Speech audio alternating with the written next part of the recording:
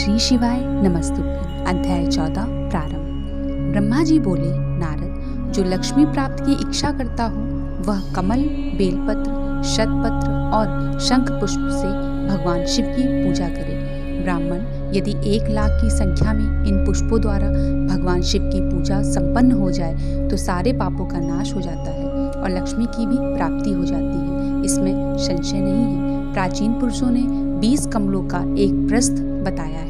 1 सहस्त्र बेलपत्र को भी एक प्रस्थ कहा गया है। 1 सहस्त्र शतपत्र से आधे प्रस्थ की परिभाषा की गई है। 16 पलों का एक प्रस्थ होता है और 10 टंकों का एक पल। इस मान से पत्र, पुष्प आदि को तौलना चाहिए। जब पूर्वोक्त संख्या वाले पुष्पों से शिव की पूजा हो जाती है तब सकाम पुरुष अपने संपूर्ण अभिष्ट को प्राप्त कर लेता है। यदि उपासक के मन में कोई कामना ना हो तो वह पूर्वोक्त पूजन में शिव स्वरूप हो जाता है। मृत्युंजय मंत्र का जब 5,00,000 जब पूरा हो जाता है तब भगवान शिव प्रत्यक्ष दर्शन देते हैं। 1,00,000 के जप से शरीर की शुद्धि होती है। दूसरे लाख के जप से पूर्व जन्म की बातों का स्मरण होता है। तीसरे लाख पूर्ण होने पर संपूर्ण काम्य वस्तुएं प्राप्त होती हैं। चौथे लाख का जप होने पर स्वप्न में भगवान शिव का दर्शन होता है और 5वें लाख का जप जो ही पूरा होता है भगवान शिव उपासक के सम्मुख तत्काल प्रकट हो जाते हैं। इसी मंत्र का 10,00,000 जप हो जाए तो संपूर्ण फल की सिद्धि होती है। जो मोक्ष की अभिलाषा रखता है वह 1,00,000 दर्भों द्वारा शिव का पूजन करे। मुनिश्रेष्ठ, सर्वत्र लाख की ही संख्या समझनी चाहिए।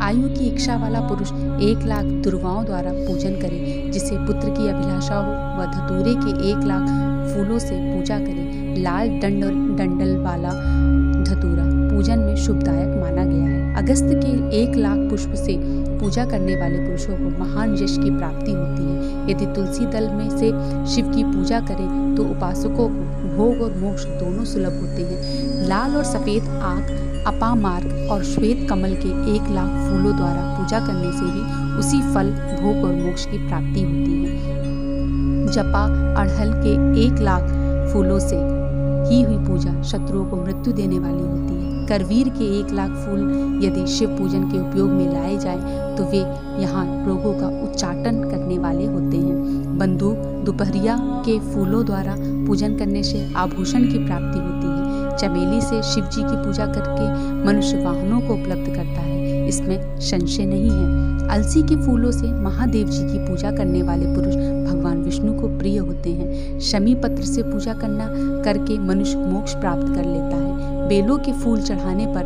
भगवान शिव अत्यंत शुभ लक्षणा पत्नी प्रदान करते हैं। जूही के फूलों से पूजा की जाए तो घर में कभी अन्न की कमी नहीं होती। कनेर के फूलों से पूजा करने पर मनुष्य को वस्त्र की प्राप्ति होती है।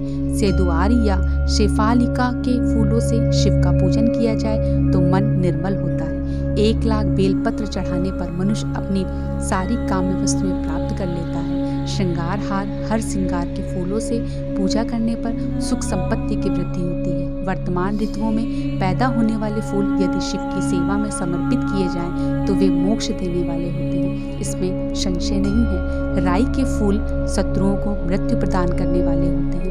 इन फूलों को 1,00,000 की संख्या में शिव की ऊपर चढ़ाया जाए तो भगवान शिव प्रचुर फल प्रदान करते हैं। चंपा और केवड़े का छोड़कर शेष सभी फूल भगवान शिव को चढ़ाए जाते हैं। विप्रवर, महादेव जी के ऊपर चावल चढ़ाने से मनुष्य को लक्ष्मी बढ़ती है। ये चावल अखंडित होने चाहिए और इन्हें उत्तम भक्ति भाव से शिव के ऊपर चढ़ाना चाहिए। रुद्र प्रदान मंत्र से पूजा करके भगवान शिव के ऊपर बहुत सुंदर वस्त्र चढ़ाएं और उसी पर चावल रखकर समर्पित करें तो उत्तम है। भगवान शिव के ऊपर गंध, पुष्प आदि के साथ एक श्रीफल चढ़ाकर धूप आदि निवेदन करें तथा पूजा का पूरा फल प्राप्त होता है। महाशिव के समीप 12 ब्राह्मणों को भोजन कराएं। इसमें मंत्र पूर्वक सांग उपांग लक्ष्य पूजा संपन्न होती है। जहाँ 100 मंत्र जपने की विधि हो वहाँ 108 मंत्र जपने का विधान किया गया है। तिलों द्वारा शिव जी की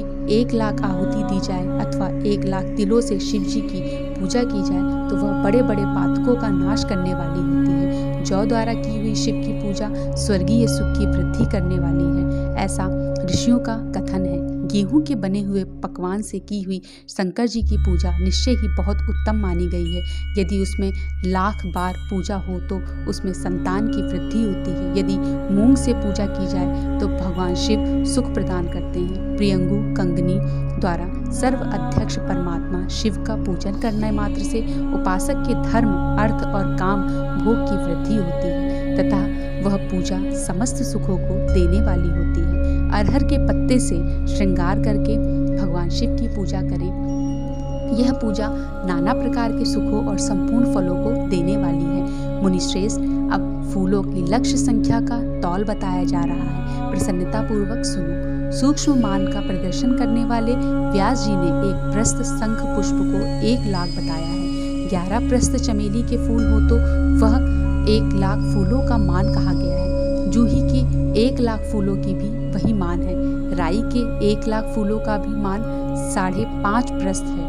उपासकों को चाहिए कि वह निष्काम होकर मोक्ष के लिए भगवान शिव की पूजा करें। भक्ति भाव से विधि पूर्वक शिव की पूजा करके भक्तों को पीछे जलधारा समर्पित करनी चाहिए। ज्वर में जो मनुष्य प्रलाप करने लगता है उसकी शांति के लिए जलधारा शुभ कारक बताई गई है। शत रुद्रीय मंत्र से, रुद्र के 11 पाठों से, रुद्र मंत्रों के जप से, पुरुष सूक्त से, 6 ऋचा वाले रुद्र सूक्त से, महामृत्युंजय मंत्र से, गायत्री मंत्र से अथवा शिव के शास्त्रोक्त नामों के आदि में प्रणव और अंत में नमः पद जोड़कर बने हुए मंत्रों द्वारा जलधारा आदि अर्पित करनी चाहिए। सुख और संतान की वृद्धि के लिए जलधारा द्वारा पूजन उत्तम बताया गया है। उत्तम भस्म धारण करके उपासकों को प्रेम पूर्वक नाना प्रकार के शुभ एवं दिव्य द्रव्य द्वारा शिव जी की पूजा करनी चाहिए और शिव पर उनके सहस्त्र नाम मंत्रों से घी की धारा चढ़ानी चाहिए।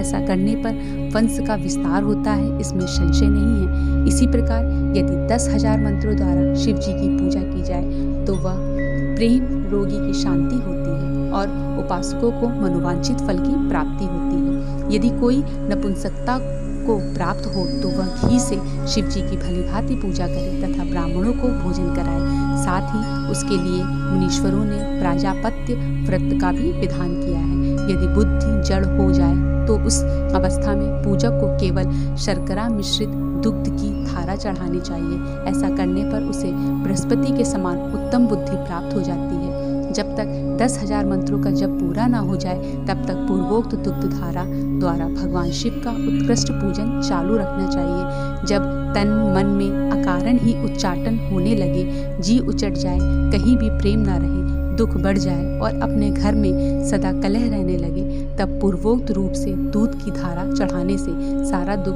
नष्ट हो जाता है।